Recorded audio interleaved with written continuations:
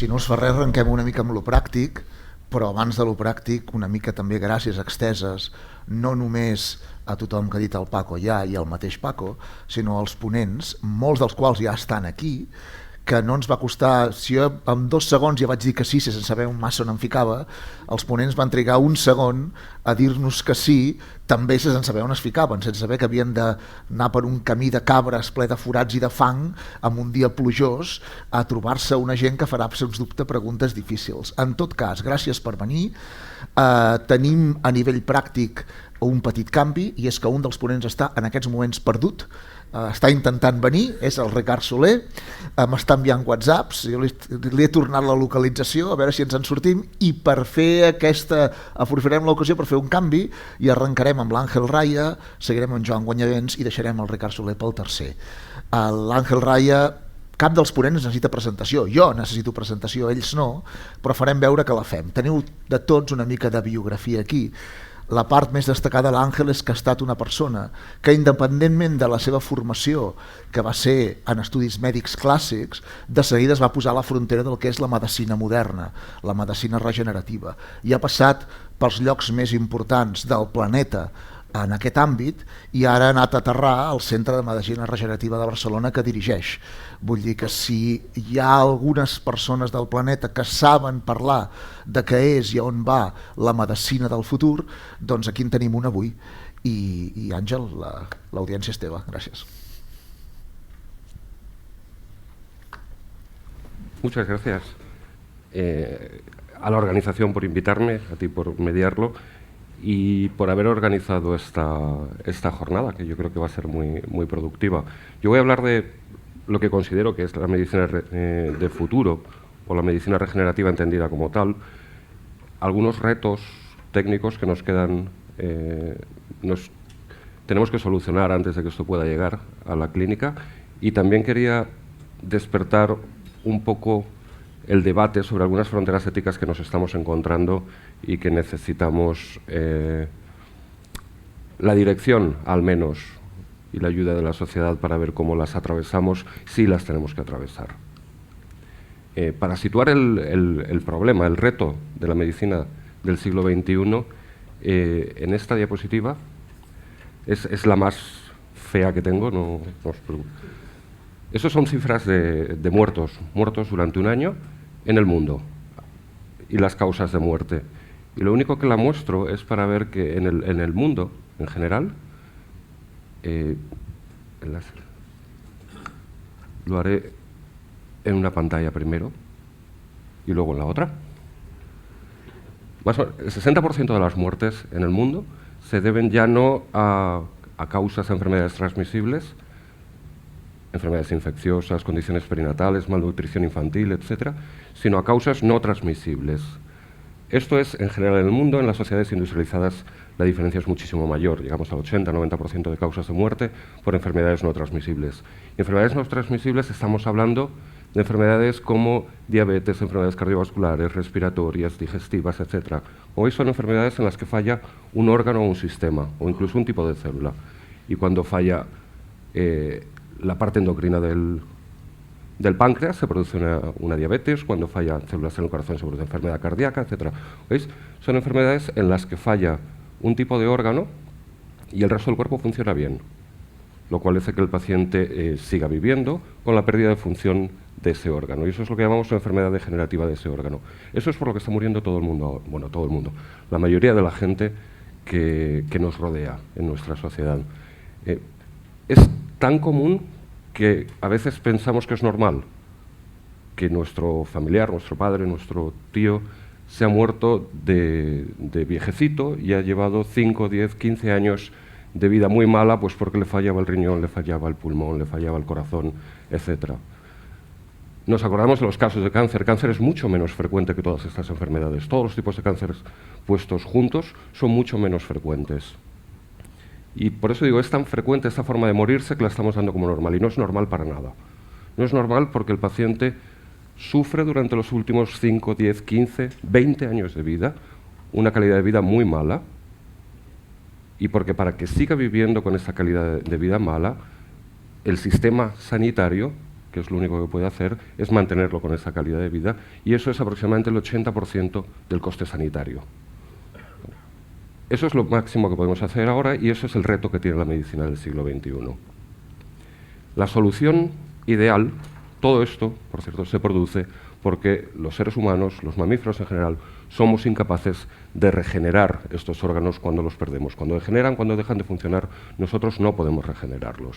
Sabemos que hay especies que sí que lo hacen y la gente que estudia, entre otros mi grupo, el proceso de la regeneración, esto es lo que hace. Hay animales que son capaces de hacer esto.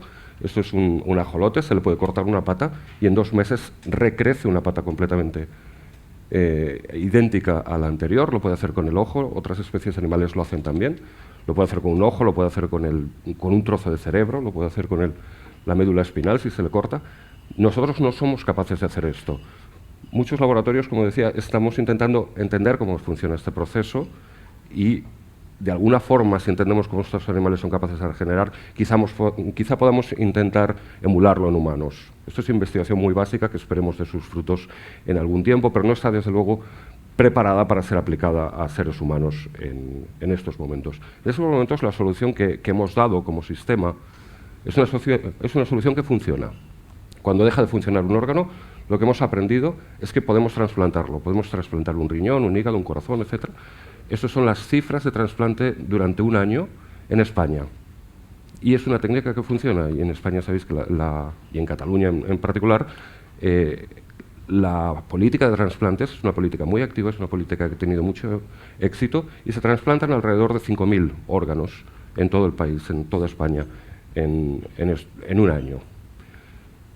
Y hemos aprendido muchas cosas sobre esto. Es una solución parcial, primero, porque sabemos que pese a las políticas activas de participación de donantes, España es el país que mayor número de donantes tiene por población. Pese a esas políticas, el nivel de donantes se ha alcanzado su límite. Ya no se consigue aumentar el nivel de donantes, incluso está tendiendo a disminuir por la disminución de accidentes de tráfico, que era una de las fuentes de donantes mayoritarias. Luego, no es posible aumentar, o no está siendo posible aumentar el número de donaciones, no está posible, por tanto, aumentar el número de trasplantes realizados. Aunque se pudiera, estamos hablando de 5.000 trasplantes al año cuando estamos hablando de las enfermedades que son las más numerosas, con lo cual nunca sería el trasplante de órgano una solución viable. Pero, como decía, hemos aprendido muchas cosas interesantes con los trasplantes que funcionan, que se puede trasplantar un órgano, se puede cambiar el órgano de una persona y entonces la calidad de vida de la persona mejora. Hemos aprendido cómo modular el sistema inmune de la persona para que alguien no rechace el órgano de otra persona cuando se le trasplanta en su cuerpo. Y sobre todo hemos aprendido que cuando trasplantamos un corazón, un hígado, un riñón, un intestino, algo muy importante es que no estás trasplantando solo el órgano. Tú puedes trasplantar un órgano y entonces cuando se mueran las células de ese órgano las perderías. Es lo que sucede cuando te haces una transfusión de sangre. Es una transfusión de sangre, la sangre que te pones te funciona durante unos días y luego esas células se mueren. Cuando estás trasplantando un órgano no haces eso, estás trasplantando esas células más otro tipo de células que hay en ese órgano y que son capaces de mantener la renovación del órgano. De forma que la vida de un órgano que trasplantas, en el caso del intestino es evidente, la vida de ese intestino en el paciente trasplantado no son los 15-20 días que le quedan a esas células, sino que va a estar durante toda la vida del paciente reponiendo el órgano y conforme las células se van perdiendo, renovándolo. ¿De acuerdo? Hemos aprendido que para trasplantar un órgano de forma con éxito necesitamos no solo trasplantar las células de ese órgano, sino una fuente que renueve esas células, que es algo que nosotros llamamos células madre. Y en este contexto lo que proponemos es este tipo de estrategia que llamamos medicina regenerativa, que en estos momentos es una entelequia que está en los laboratorios, empieza a salir a la aplicación clínica, pero en estos momentos la consideramos basada en 3 pilares fundamentales. Estas células que estaba hablando, ya sean células madre, sabemos que tenemos que poner unas células madre o progenitoras de algún tipo, más células que hagan una función, con unos biomateriales que les den soporte, que les hagan una especie de casa donde estén estas células cómodas y unas señales para que estas células hagan las funciones que queremos que hagan. Ha habido avances en los últimos años espectaculares, tanto en el terreno de las células como de forma paralela en el desarrollo de biomateriales y de estas señales, y en estos momentos se está preparado para empezar el ensayo clínico de aplicaciones muy novedosas. Y quería comentar en particular las basadas en células pluripotentes. Bueno, células pluripotentes se describen células madre pluripotentes se describen en el 98, llevamos ya 16, 17 años con ellas, y en este momento, en el 98, se derivan de embriones o preembriones muy tempranos, antes de implantarse. En este momento, las células que hay aquí en el preembrión tienen la capacidad, todavía no se han comprometido, tienen la capacidad de dar todas las células del organismo, y si ese embrión se implantara, lo harían, darían un feto y luego un individuo. Si este embrión no se implanta, normalmente estos embriones proceden de ciclos de fecundación in vitro, embriones sobrantes.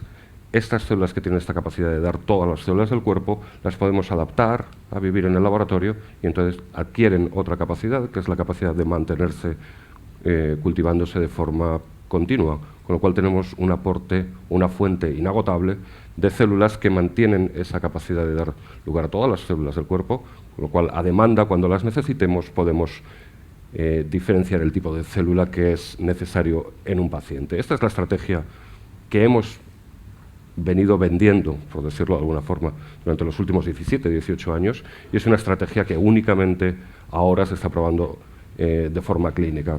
El año pasado han empezado algunos ensayos clínicos en este sentido. Los problemas que ha tenido la investigación en este tipo de células, por lo que han avanzado de forma tan lenta, es porque para obtener estas células se requiere la destrucción de un preembrión humano, y hay algunas sociedades, culturas y formas de pensamiento que entienden que no es lícito destruir un preembrión humano para este tipo de experimentos. Esto ha hecho, uno de estos países es Estados Unidos, que es en cierta medida uno de los motores de la investigación biomédica, con lo cual este tipo de investigación durante mucho tiempo en Estados Unidos no ha avanzado al paso que uno pudiera esperar, y ha hecho que muchos países, muchos investigadores hayan buscado fuentes alternativas a este tipo de células que no requieran la destrucción de un embrión. Y este tipo de búsquedas culminó en 2006 con un trabajo seminal del laboratorio de Yamanaka, por el cual le dieron el Nobel solo 5 años después, en el que descubrió una forma de hacer células muy parecidas a las células que uno puede obtener de un embrión, sin necesidad de utilizar embriones, partiendo de cualquier célula especializada del cuerpo, mediante unos trucos genéticos a estas células. Muy poco después, al año siguiente, ya se vio que esto que se había descrito originalmente en el ratón se podía hacer en células humanas también, con lo cual ahora somos capaces de generar células humanas que son madre y son pluripotentes sin utilizar embriones. La técnica es sencilla, es una técnica muy robusta, la están haciendo centenares de laboratorios en el mundo. Se pueden reprogramar casi cualquier célula de partida que uno intenta. Se han variado mucho las formas de reprogramar las células, de obtener este tipo de células madre, hasta hacerlo de una forma que ahora puede ser clínicamente compatible. El tipo de usos que se está dando a estas células, hay un uso básico para conocer cómo se reprograman, cómo funciona mecanísticamente este tipo de procesos. Luego hemos descubierto un uso de estas células que probablemente no anticipábamos, pero las podemos generar de cualquier persona, incluidos pacientes. Podemos obtener células madre pluripotentes de pacientes y luego diferenciarlas a las células que han enfermado en el paciente y ver en el laboratorio lo que ha ocurrido en el paciente. ¿De acuerdo? Eso es lo que nosotros llamamos modelar o generar un modelo de la enfermedad, y estamos viendo que este tipo de modelos basados en estas células son muy potentes. Estamos viendo, por ejemplo, que las células, neuronas que generamos de pacientes de enfermedad de Parkinson sufren la misma degeneración que vemos o que habíamos visto que sucede en el paciente, podemos estudiar el mecanismo por qué sucede eso, podemos estudiar el mecanismo molecular de cómo un gen que está mutado en esa célula de ese paciente tiene su acción perjudicial, y lo más importante, creo yo, estamos empezando a ver cómo estas células, por ejemplo, en este caso neuronas, empiezan a funcionar mal, antes de que veamos ningún problema en la neurona. Bueno, cosas que jamás hemos llegado a ver en los pacientes, porque el paciente cuando llega ya tiene una serie de alteraciones y una clínica. Usando este tipo de modelos estamos empezando a ver aspectos presintomáticos de las enfermedades. En este caso, por ejemplo, vemos que las neuronas, aunque parecen normales, si montamos redes complejas, esas redes no funcionan bien.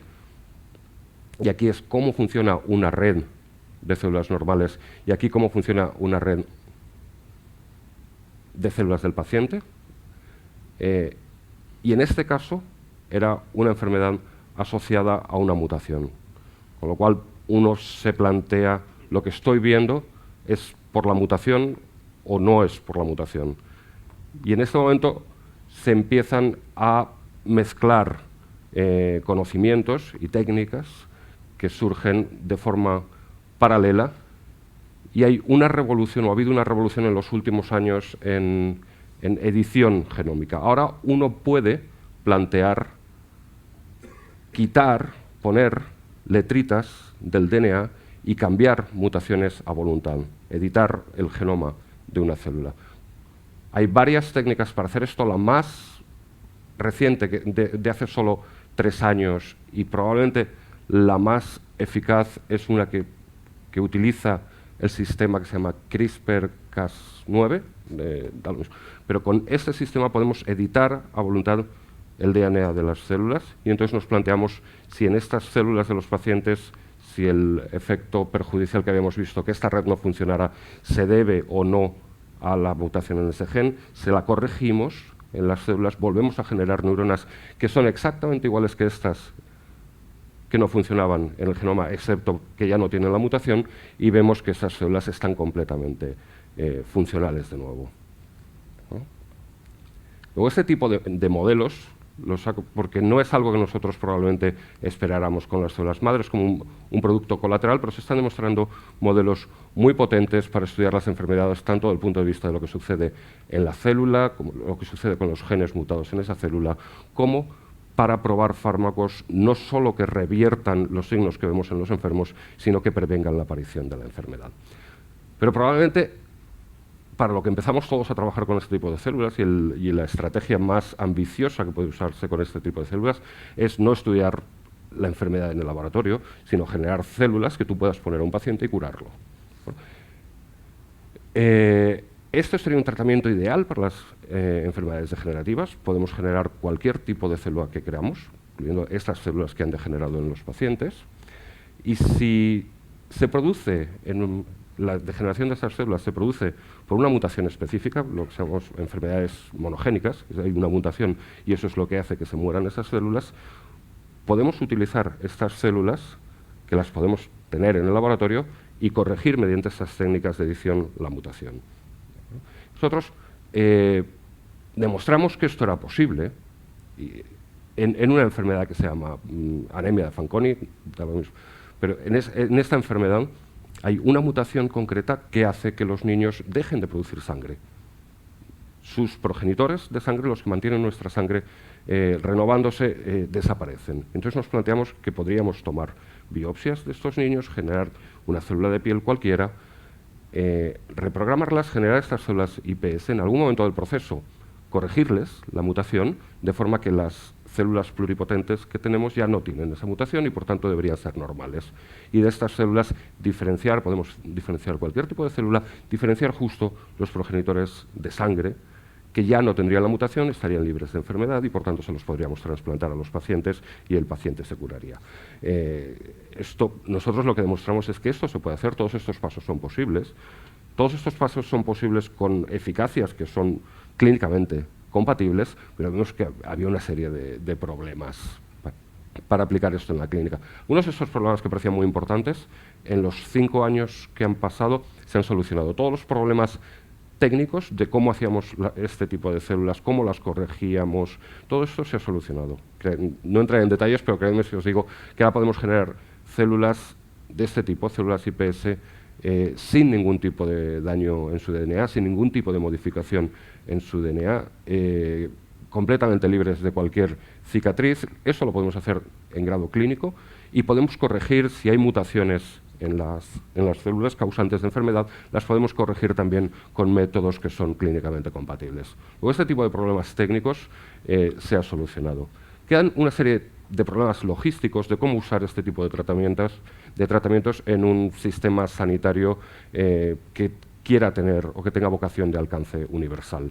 Pero este tipo de problemas logísticos también se ha trabajado sobre ello y probablemente se imponga un tipo de tratamiento alogénico, un banco de células que cubra la población y que dé cobertura a una gran parte de la población, y quien no esté cubierto por este banco genera una línea para ellos. Luego, este tipo de problemas logísticos también se encuentra en camino de solución, y ahora lo que estamos trabajando es en la seguridad y en la eficacia de estos, como cualquier otro tratamiento. Si generan estas células tumores o no generan tumores cuando se utilizan en pacientes. Se han probado en animales extensivamente y generaban tumores, y se han cambiado la forma de tratarlas hasta que han dejado de generar tumores.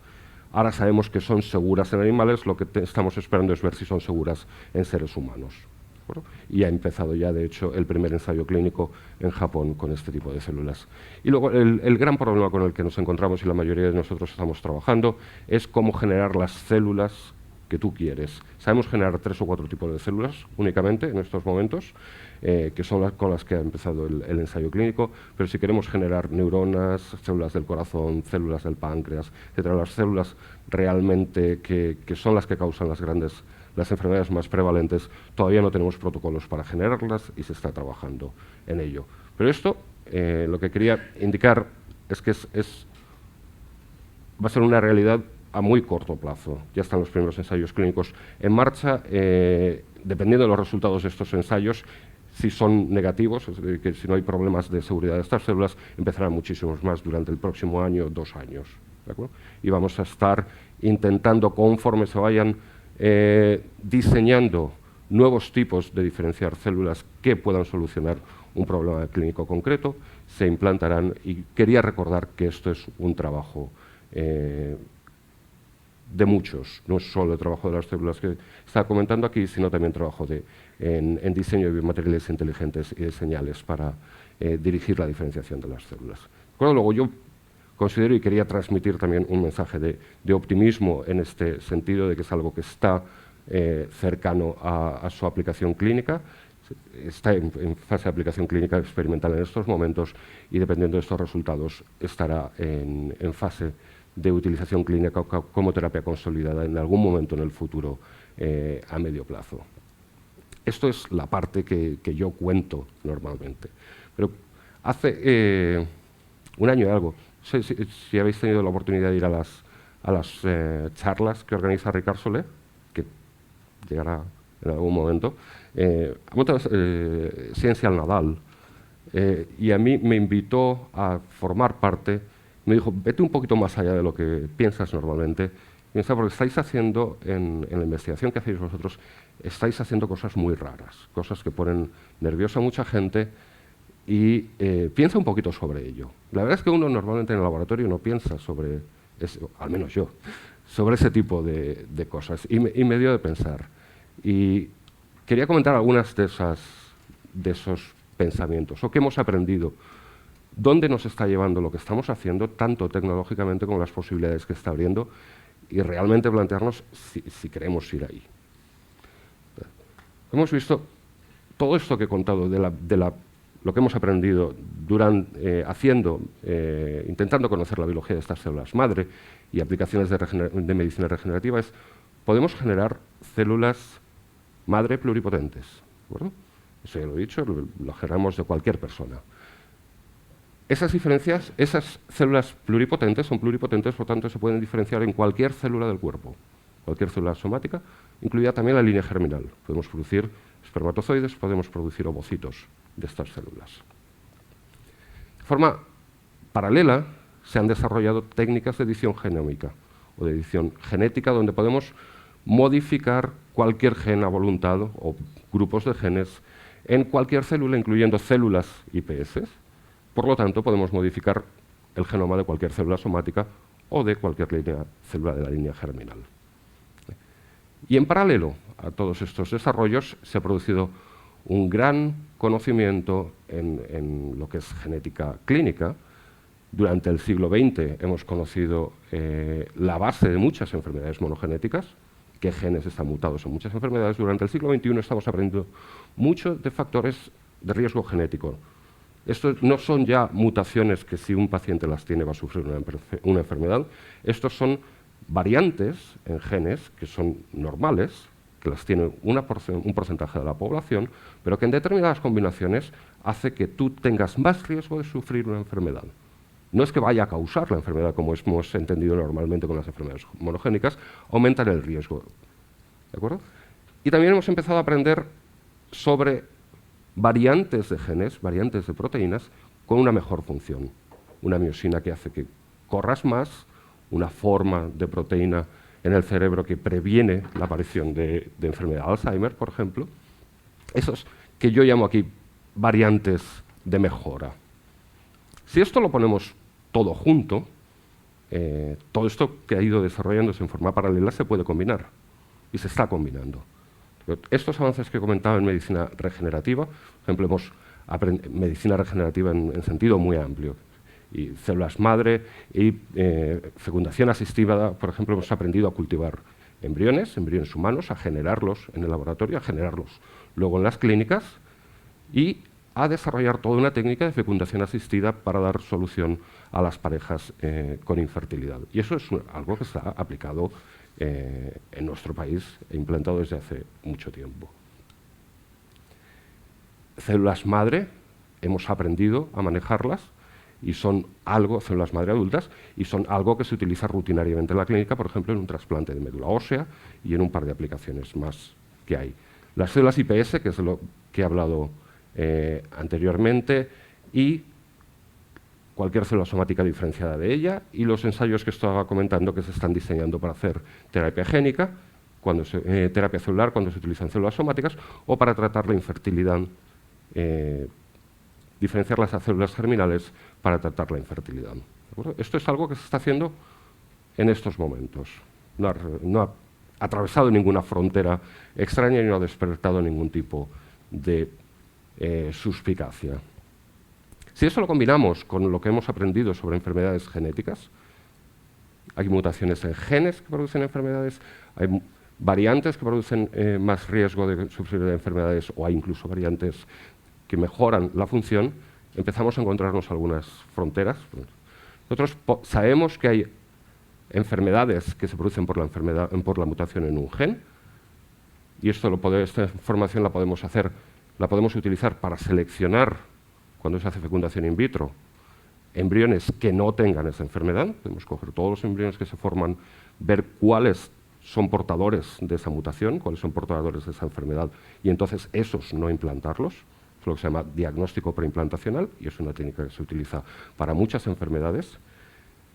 Ya se está empezando a hacer selección por diagnóstico preimplantacional también de factores de riesgo genético, en algunos tipos de cáncer muy ligados con un gran riesgo de sufrir. Y esta es la primera frontera que nos encontramos.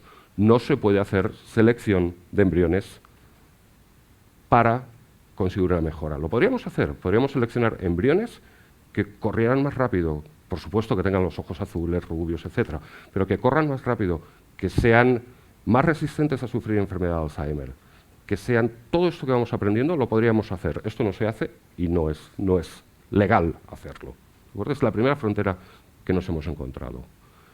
El resto de información sobre enfermedades genéticas, tanto monogénicas como factores de riesgo, etcétera, todo eso es una información que estamos utilizando sin ningún problema para estudiar células madre adultas, embrionarias, IPS, etcétera, en el campo de esas enfermedades que estaba comentando, ver cómo afecta la mutación de un gen en tal enfermedad. Y en el campo de la investigación, eso se está haciendo con todas este tipo de información genética y en todos los tipos de células que estamos manejando y no está generando ningún problema. Antes, al contrario, está generando mucha información sobre estas enfermedades. Pero cuando tenemos en cuenta que estas dos dimensiones se pueden combinar con una dimensión y todas estas son susceptibles de ser combinadas con edición genética o edición genómica, es donde nos empiezan a aparecer fronteras. Y en este caso, la investigación con células somáticas, células madre adultas, células madre pluripotentes o células somáticas derivadas de ellas, no está generando ningún problema. Como decía, eso es algo que se está utilizando e incluso hay alguna aplicación ya. Células madre adultas modificadas genéticamente se están utilizando y se están generando niños, sobre todo, transgénicos de su línea somática. Niños que tienen una enfermedad monogénica, se pueden utilizar, se toman sus células madre hematopoyéticas, se corrige esa mutación y se devuelve esta célula al niño. Eso se está haciendo. Se están diseñando tratamientos muy parecidos con células que generamos en el laboratorio, utilizando IPS, como comentaba anteriormente. Pero las grandes líneas rojas que nos estamos encontrando, cuando digo encontrando es cuando vas al comité ético a pedir permiso para hacer algo y te dicen, ¿qué estás pidiendo? Están en edición genética de embriones, se puede hacer, lo hacemos con embriones de animales y se podría hacer igualmente con embriones humanos y muchos sospechamos que se está haciendo en entornos menos regulados que el nuestro. Editarlos para corregir enfermedades monogénicas. Hay que preguntarse hasta qué punto es lícito corregir manipular genéticamente un embrión para evitar que sufra una enfermedad monogénica. ¿Hasta qué punto es lícito editar el genoma de un embrión para evitar que tenga un mayor riesgo para sufrir una enfermedad? Y, por supuesto, ¿hasta qué punto es lícito modificar el genoma de un embrión para que tenga una funcionalidad mejor o que tenga un performance mejor? El mismo tipo de líneas rojas nos estamos encontrando al intentar modificar genéticamente la línea germinal.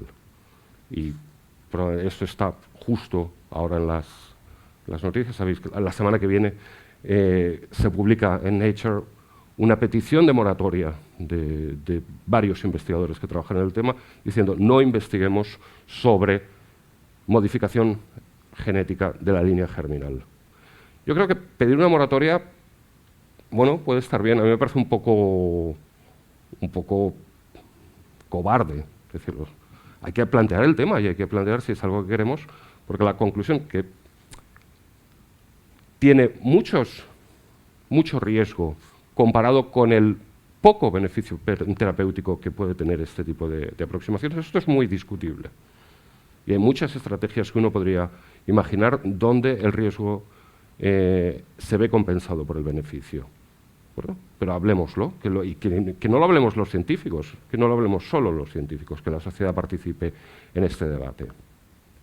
La sociedad se encuentra en una serie de fronteras, algunas de las cuales han ido pasando, y tal y como veo yo en este campo, las fronteras que más controversia han generado han sido, en nuestro entorno, la reproducción asistida, y es una técnica que en estos momentos está absolutamente aceptada, la interrupción voluntaria del embarazo, otra frontera que se ha superado, la selección de embriones libres de mutación en diagnóstico preimplantacional, únicamente implantar aquellos que no tienen mutaciones es algo, como decía, se está haciendo todos los días. Se empieza a hacer selección de embriones libres de riesgo y en nuestra sociedad todavía no, pero en otras sociedades en Europa se está haciendo la selección de embriones por cuestiones no médicas. O sea, porque alguien quiere un niño o una niña, por ejemplo. Eso es legal, aceptable y se hace en muchos países de Europa. En España todavía no. Pero es una frontera que nos estamos encontrando. De forma parecida, la modificación genética parecía que era algo que no una frontera que no íbamos a pasar, se ha pasado, y no hay ningún problema o no hemos encontrado ningún problema en modificar genéticamente células somáticas. Hay un problema, por supuesto, que es el que nos estamos encontrando en estos momentos, en modificar la línea germinal, porque cuando uno modifica la línea germinal, esa modificación pasa a la descendencia. Entonces, ¿hasta qué punto una persona tiene derecho a decidir las modificaciones que van a tener sus descendientes? Es algo que tenemos que hablar, porque al final todo esto, le demos las vueltas que le demos, genera una gran cuestión al final, que no es si jugamos a dioses o no, o se puede plantear en esos términos, pero a mí me gusta más plantearlos en otros términos. Y es, sabemos, la especie humana es muy buena, hacemos muchas cosas, pero tenemos muchos problemas, tenemos muchas enfermedades que son solucionables. ¿Hasta qué punto estamos dispuestos a mejorar el genoma de la especie humana para evitar esos problemas? ¿Hasta qué punto la sociedad está preparada para afrontar esos problemas? Y una advertencia, que eso técnicamente se puede. Si dijéramos que lo queremos hacer, lo podríamos hacer, pero ¿lo queremos hacer? Eso es. Yo creo que aquí la sociedad civil en general es quien tiene que tomar la decisión, sobre todo si los fondos de investigación se dedican a generar este tipo de tecnología, o si no es una pregunta que tengamos en el horizonte, dedicarlos a otro tipo de cosas. Y esta es la gente del laboratorio que no tiene nada que ver con lo último que he dicho. No tiene nada que ver tampoco las agencias de financiación que han financiado la investigación que he comentado anteriormente, y muchas gracias por vuestra atención.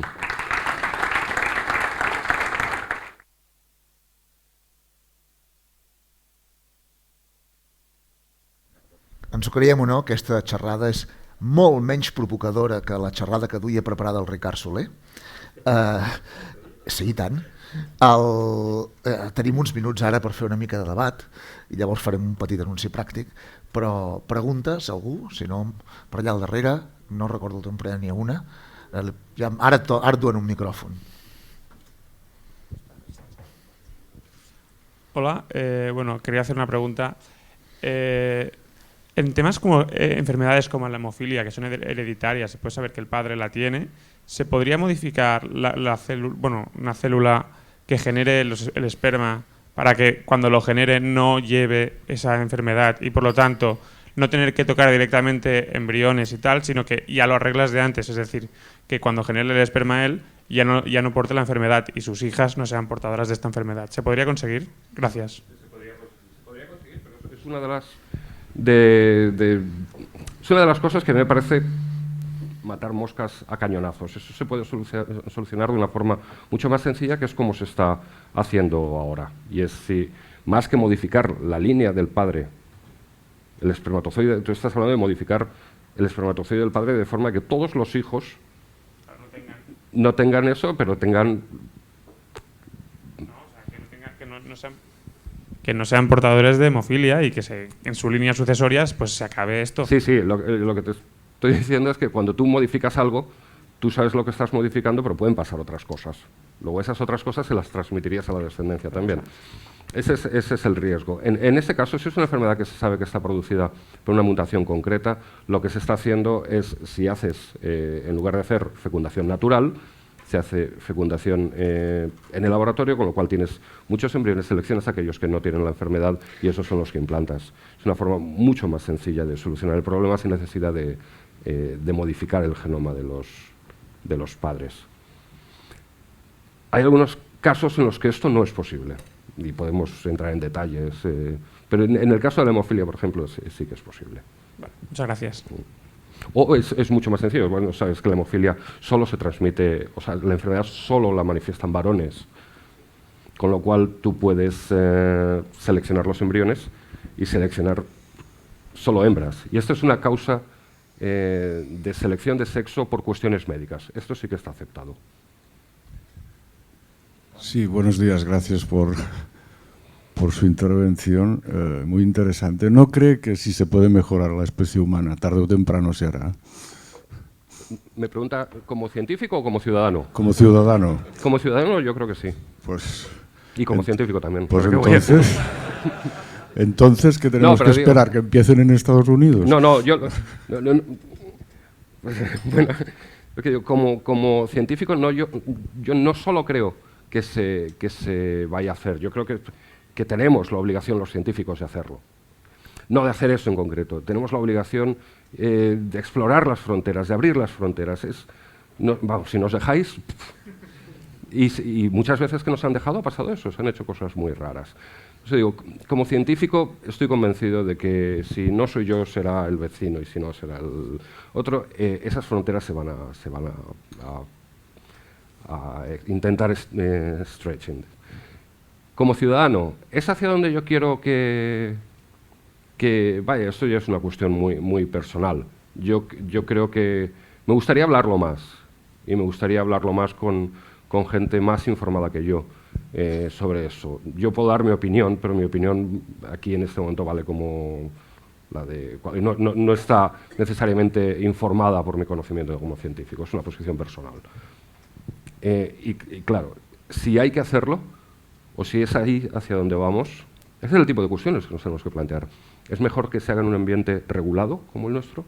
Estados Unidos no es en absoluto regulado, pero mucho menos que Estados Unidos es China, que es donde la mayoría de nosotros cree que se está haciendo este tipo de cosas y que se pasan las moratorias por...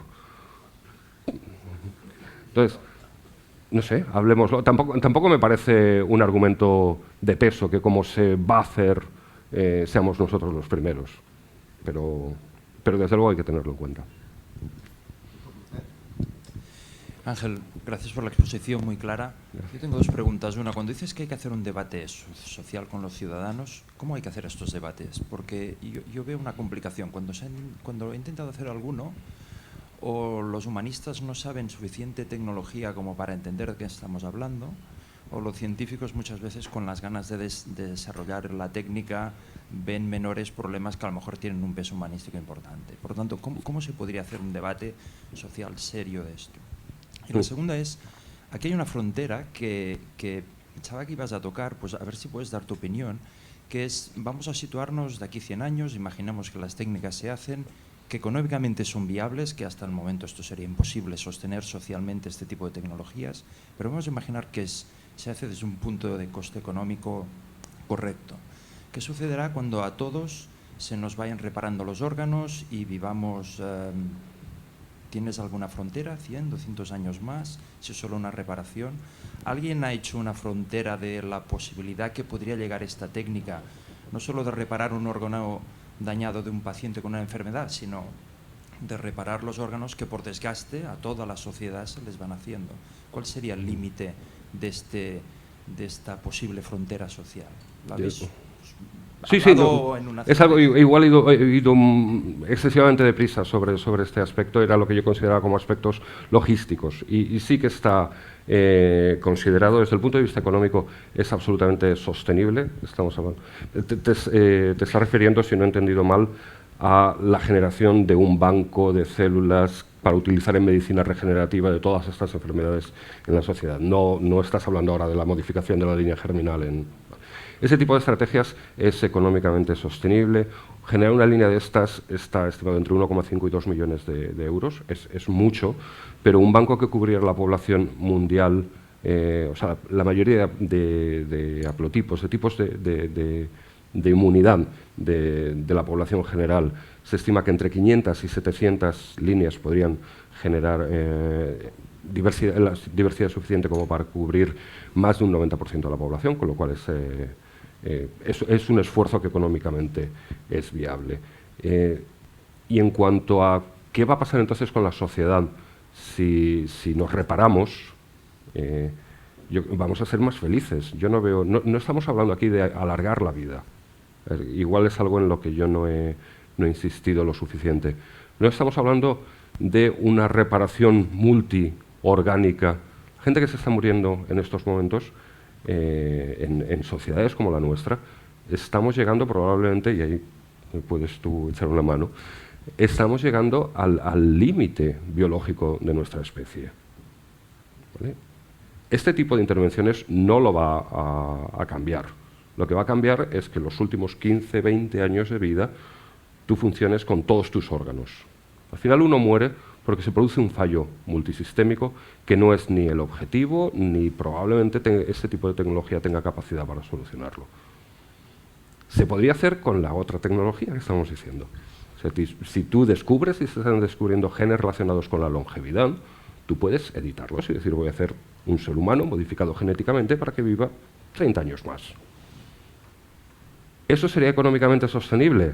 Eso es otra cuestión, pero yo creo que antes de la sostenibilidad económica de eso tenemos otras preguntas que resolvernos. Pero en cuanto a la medicina regenerativa, la aplicación de medicina regenerativa con este tipo de estrategias sí que es económicamente sostenible y socialmente deseable. Sí, gracias por la explicación, que ha sido realmente ilustrativa y cosas que no entendíamos de esto porque no es ético o es ético y vemos cosas muy concretas de regeneración.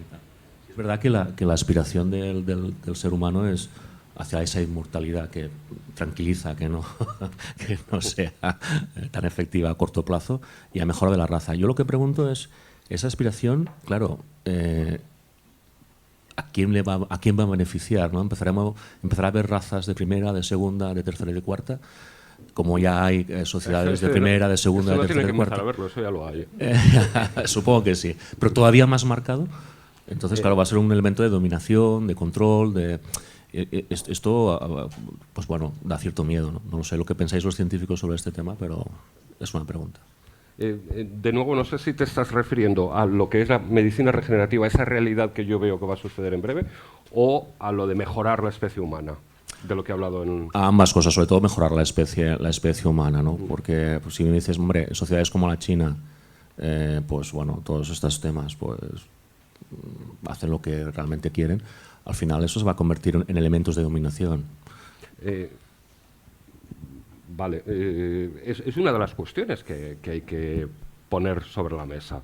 Yo entiendo que en estos momentos hay razas, por qué no decir razas, y también creencias y formas de dominación social muy extendidas en todo el mundo. El que alguien pueda mejorar la especie, o sea, dar una herramienta más para hacer eso, yo no creo que cambie el problema. Es más, pero como decía, yo no me siento más informado, sí que he pensado sobre el tema, pero no me siento más informado sobre este tema que otra mucha gente que podría estar hablando. Pero yo veo que es una herramienta al revés, es una herramienta de democratización. O puede ser una herramienta de democratización. Y entiéndaseme de nuevo, yo no estoy abogando por la modificación de la línea germinal ya para todos y mejorar la especie humana. Digo que es una posibilidad que tenemos que hablar. De nuevo, como ciudadano, si me preguntas, yo creo que todo ese tipo de herramientas, si yo quiero tener un niño con ojos azules y rubio y listo, hasta ahora, en estos momentos, yo tengo muchas más probabilidades de hacer eso, y estoy hablando de Cataluña, no estoy hablando de... Yo tengo muchas más probabilidades de conseguir eso si soy rico que si soy pobre.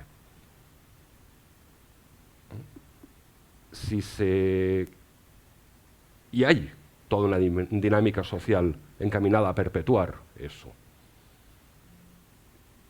Si se consigue que todos los niños, y digo lo de ojos, si se consigue que todos los niños tengan un 20% más de inteligencia modificando la especie humana, el genoma de la especie humana, eso sería una forma de democratizar el acceso a ese 20% de inteligencia. Un argumento cogido muy por los pelos, ya lo sé.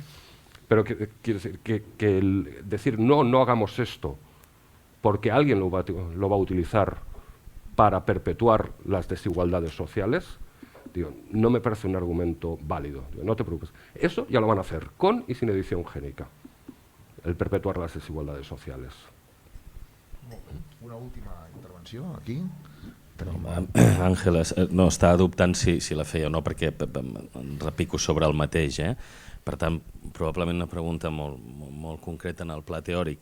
És a dir, en l'àmbit regeneratiu, al final, amb les implicacions socials, has posat alguns exemples de barreres que s'han anat superant, ens podríem anar enrere, és a dir, els propis transplantaments en el seu moment es van posar molt en dubte en termes ètics, i és quelcom que ens sembla ara el més normal.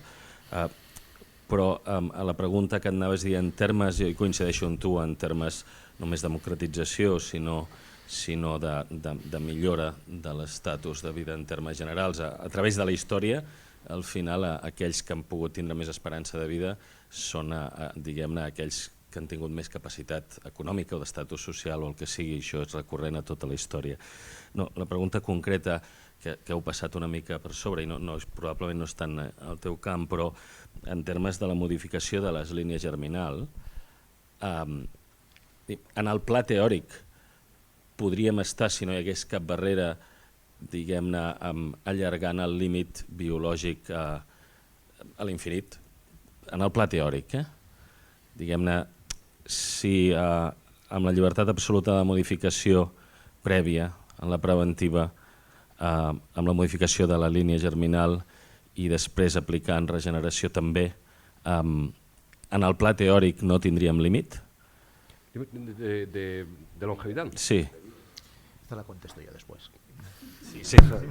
Yo te digo, es un tema muy debatido y no hay un acuerdo en la comunidad científica sobre... Bueno, yo creo que la mayoría de personas de la comunidad científica que trabaja en ese tema te contestaría que no. O sea, que no se puede conseguir llegar a no haber límite. Y hay un par de fringe elements en la comunidad que te diría que sí. Pero la opinión que sí que se podría vivir sin límite. La opinión más aceptada es que eso no se podría conseguir teóricamente, o sea, diseñar ningún tipo de estrategia que condujera a la longevidad ilimitada, ni incluso 1000 años, ya no digo eterno, pero 1000 años es un número que se emplea habitualmente para una longevidad indefinida.